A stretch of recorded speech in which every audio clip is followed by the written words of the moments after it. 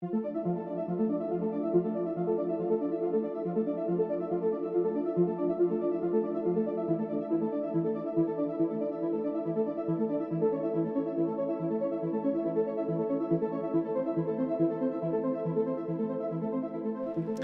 a number of positions that Indigenous people have, and it spans a spectrum from outright sovereign claims of independence and autonomy, where First Nations would break free of the Crown and they would have complete sovereignty over all territory that encompasses both land and water, to other, I think, generous and charitable agreements with settler society, colonial crown, where Indigenous nations would agree to share sovereignty.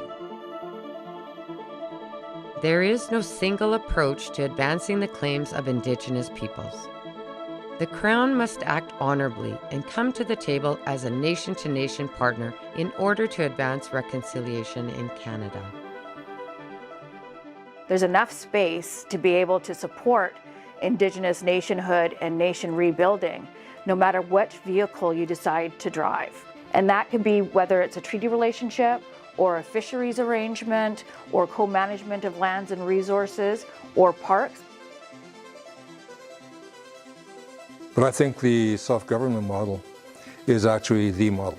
Our concept is from the bottom of the ocean to the top of the mountains, we want to co-manage all of it. But it has to be a grassroots movement. If you don't have the buy-in from the community, it's dead before it starts.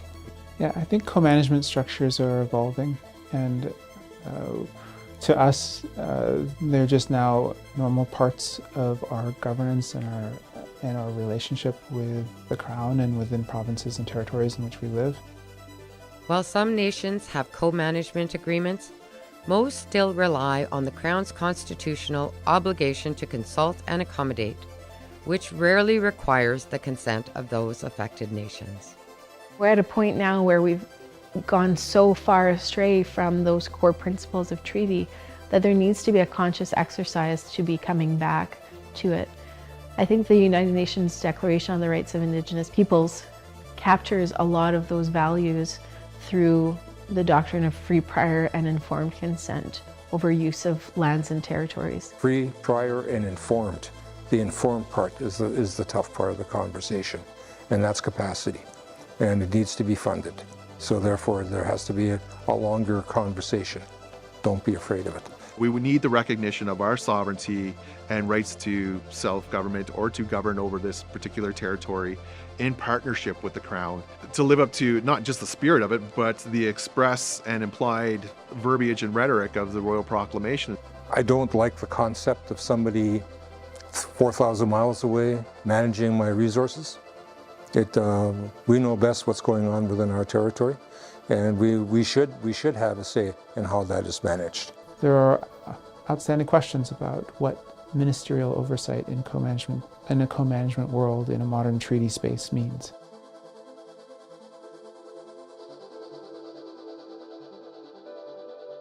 There are many different treaties and agreements that outline the parameters of ongoing relationships between Indigenous peoples and the Crown.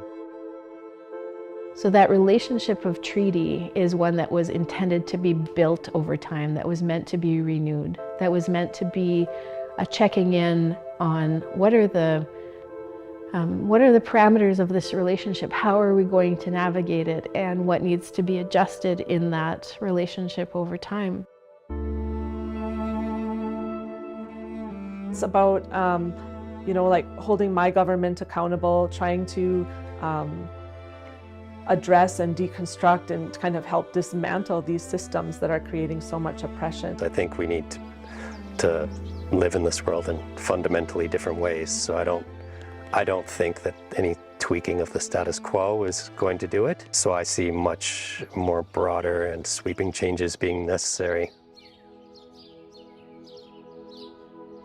It's not scary to recognize rights and title. It's already been done through the courts. And so the general public, you often have some fur around like, oh, does it mean my house is going to be taken away? What does this mean for me? Are they going to be building, a SkyTrain underneath my house because now they own, this property? It's not about that. It's about meaningful engagement, building relationships, key building relationships and partnerships as we move forward.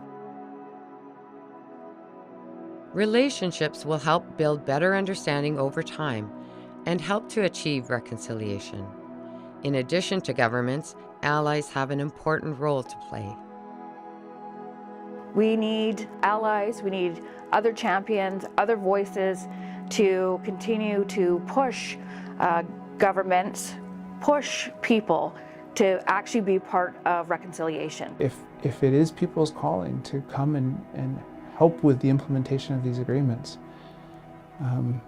there's so much work to do. It's a really amazing opportunity that Canadians have to be able to, join the networks of kinship relationships. So it's not all challenging and difficult and burdensome. We all have a role in reconciliation, and we all have a role to understand our shared history, because it's not just my history, this is Canada's history too, and all Canadians. I think we're seeing in these times that the movement is just growing, and more Canadians are becoming aware of colonialism and the injustice and saying, you know what, this is not okay. I don't want to live in this kind of destructive way.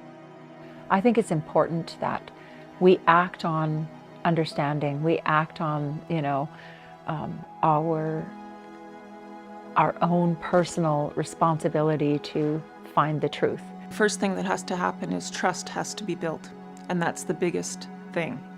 The necessary dialogue happens so that we can see the future together. That's a vital step towards our own healing, and it's not going to benefit just the First Nations people of this land. It's going to benefit everybody. Indigenous people are showing up for treaty days, and Indigenous people are showing up for treaty gatherings. And you look around, the Crown is not there, the government is not there, the mayors are not there. And that's a really big problem, because if we're all treaty people, why are these not times when we all come together, where we all talk about renewing our relationship and how we want to share the land going forward into the future? Like, non-Indigenous people need to be there. Learning even the basics about where you live, what treaties or modern treaties govern the space where you occupy, the places where you're interested in going and traveling. What are the structures that are in place in those regions? That just normalizes a new type of governance that exists but is not always right in front of people's faces. And I also believe that there's so many bright young Inuit and Indigenous people in this country who are not going to just be complacent and stop innovating when it comes to implementing our agreements or imagining a better way that we can work with the Government of Canada and with all Canadians.